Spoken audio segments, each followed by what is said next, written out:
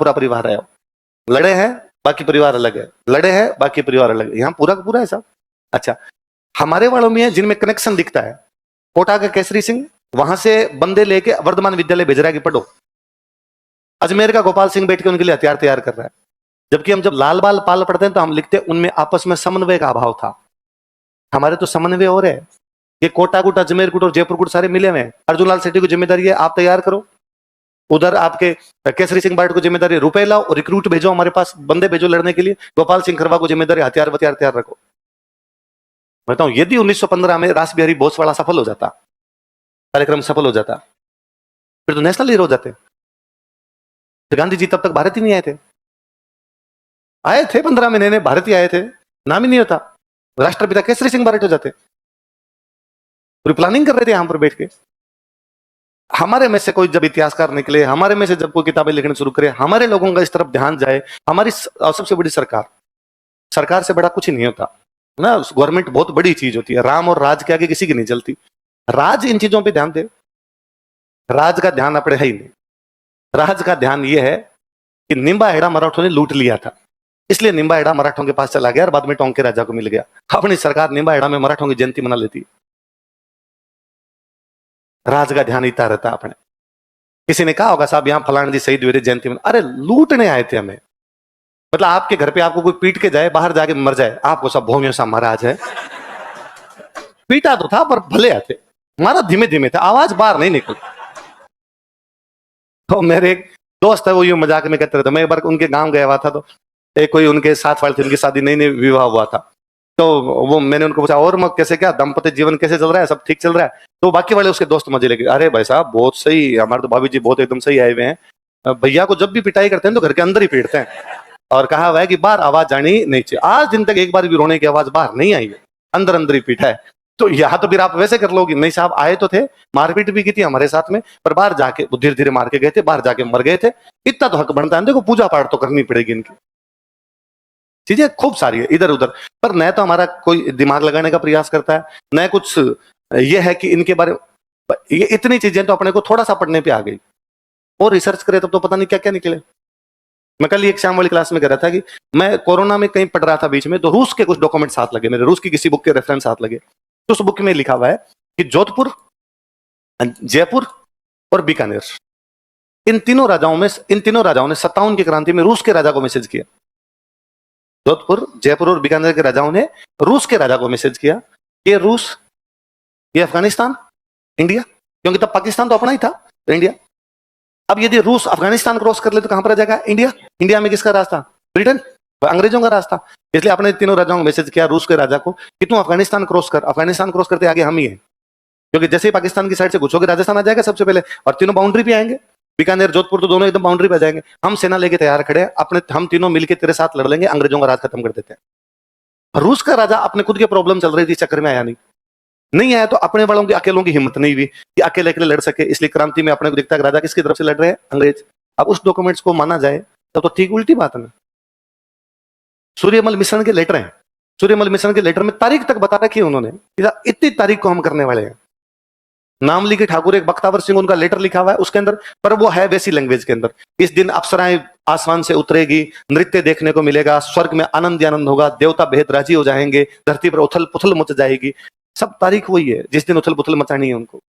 पर लेटर इस भाषा में इसलिए कोई पकड़ ले तो भी पल्ले नहीं पड़े कि डांस की बात और इस प्रकार की बात कर रहे हैं। हम क्यों नहीं लिखते कि साहब सूर्यमल मिशन को क्रांति की जानकारी थी? क्योंकि वो सोर्स यूज में नहीं लिया। हिस्ट्री पूरी सोर्स पे है, जब तक सोर्स नहीं होंगे तब तक हिस्ट्री नहीं लिखी जाएगी। अपने वाले सोर्स राजस्थानी के अंदर थे, या राजस्थान के लोगों के जो सोर्स थे वो हिस्ट्री में यूज ही नहीं हुए। इसलिए आप पूरी मॉडर्न इंडिया पढ़ लीजिए, पूरी मॉडर्न इंडिया पढ़िए।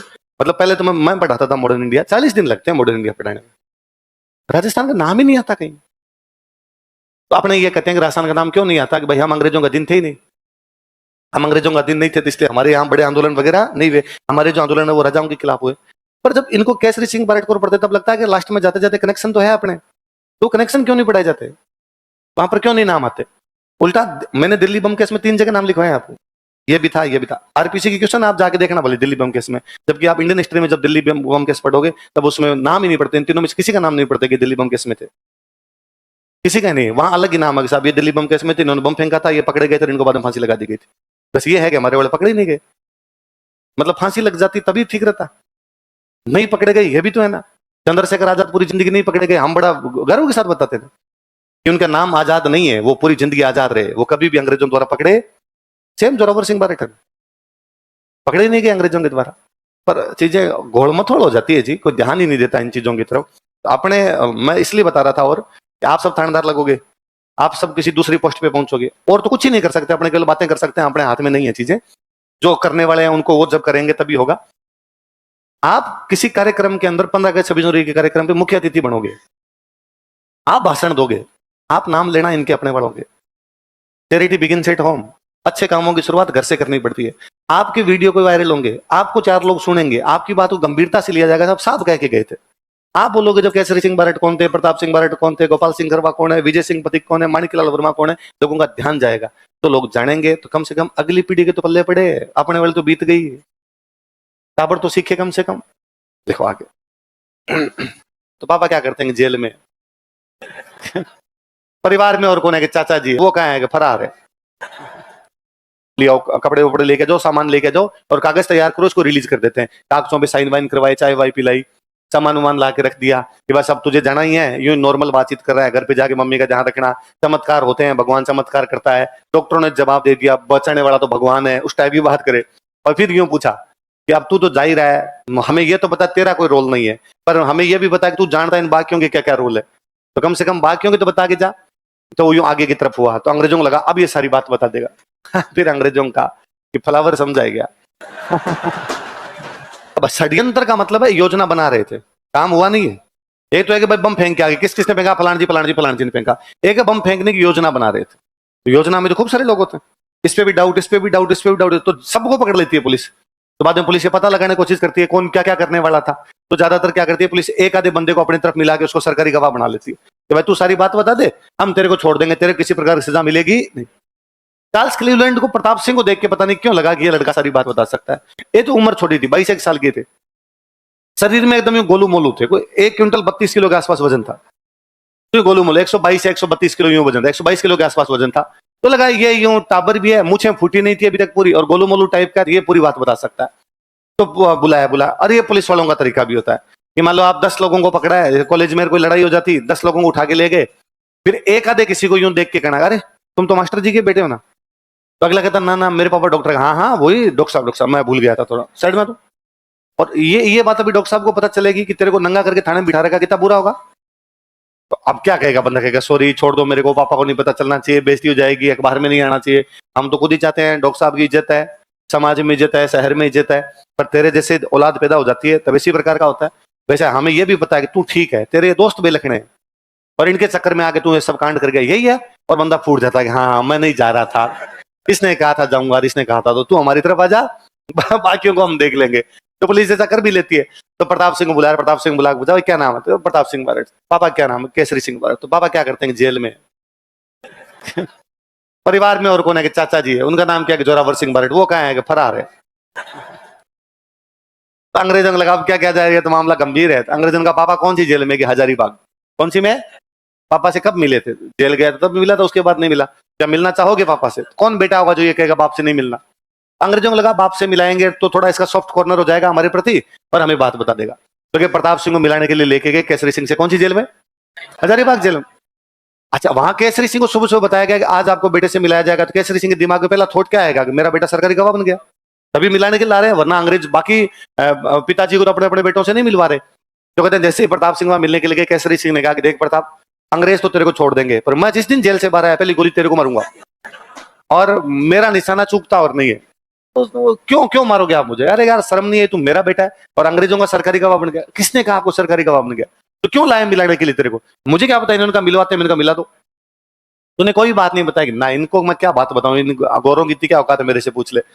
वहां से वापस जाते टाइम अंग्रेजों को लगा अब ये बात बता देगा। तो अंग्रेजों ने कहा हाँ भाई थोड़ा वो बता दे यार, मुकदमे में कौन क्या क्या कर रहा था। उसने कहा कौन सा मुकदमा, कौन सी योजना, मेरे को तो इसके बारे में कोई जानकारी। अंग्रेजों ने खूब मारा, मतलब बिजली के झटके लगाए गए थे। भाई तो मैं दुबला पतला कर दिया था प्रताप सिंह को मार मार के, फिर पता नहीं, फिर अंग्रेजों को एक दिन लगा कि वापस पूछा जाए, क्या पता बता देता, तो मारपीट की, खूब सारा टॉर्चर किया, वापस लेके आए। और वापस लेके आ गया, अच्छा तुम तो वही हो ना, इसके पापा जेल के अंदर है, चाचा जी फरार चल रहे हैं। हाँ, तो घर पे कौन है तुम्हारे? तो मम्मी है। कहाँ यार? वही कल लेटर आया था, तुम्हारी मम्मी बहुत बीमार है, हॉस्पिटल में एडमिट है, लास्ट टाइम है। और मम्मी बार बार करेगी मुझे प्रताप से मिला दो, प्रताप से मिला दो। तो कोई भी बच्चा क्या कहेगा कि भाई मुझे माँ से मिलाया जाए? अरे उम्र ही जब आपकी 21-22 साल हो तो ऑब्वियस ही बात है, ऐसे भाव आएंगे कि सर मम्मी से मिला दिया जाए। और उस जो अफसर था अंग्रेजों का, उसने कहा कि हाँ, हमें पता चल गया इतने दिन की छानबीन के अंदर कि तेरा इस केस में कोई भी रोल है नहीं है, तो हम तेरे को रिहा करने वाले हैं। लियाओ भाई प्रताप सिंह के वो लियाओ, कपड़े वपड़े लेके जाओ, सामान लेके जाओ और कागज तैयार करो, उसको रिलीज कर देते हैं। कागजों पे साइन वाइन करवाए, चाय वाय पिलाई, सामान वामान ला के रख दिया कि बस अब तुझे जाना ही है। यूं नॉर्मल बातचीत कर रहा है, घर पे जाके मम्मी का ध्यान रखना, चमत्कार होते हैं, भगवान चमत्कार करता है, डॉक्टरों ने जवाब दे दिया, बचाने वाला तो भगवान है, उस टाइप की बात करे। और फिर यूं पूछा कि अब तू तो जा ही रहा है, हमें ये तो बता तेरा कोई रोल नहीं है, पर हमें ये भी बता कि तू जानता है इन बाकियों के क्या क्या रोल है, तो कम से कम बाकियों के तो बता के जा। तो वो यूं आगे की तरफ हुआ, तो अंग्रेजों को लगा अब ये सारी बात बता देगा। फिर अंग्रेजों का कि फ्लावर समझाया गया। प्रताप सिंह अपनी माँ की आंखों के आंसू पहुंचने